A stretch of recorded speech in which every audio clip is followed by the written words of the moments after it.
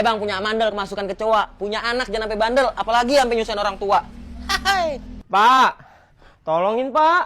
Tolongin Pak, Bapak dipanggil lagi sama guru buat ke sekolah. Hah? Dipanggil ke sekolah lagi? Buseng deh. Baru juga kemarin gue dipanggil ke sekolah, ini dipanggil lagi. Bikin masalah apa lagi lo? Cuma melorotin celana temen Gilang doang kok Pak. Tapi kata Pak Marzuki, Gilang mau dikeluarin dari sekolah. Makanya Bapak sono Gi, ngobrol sama Pak Marzuki, biar Gilang gak dikeluarin dari sekolah. Udah, tunggu sini lu. Gue pengen ke rumah Pak Marjuki. Repotin aja lu ah. Punya anak ngerepotin aja dah. Aduh, kira-kira Bapak gue berhasil nggak ya nego sama Pak Marzuki? Aduh, bingung gue nih. Ini apa nih? Wah, kacang Garuda Rosta nih.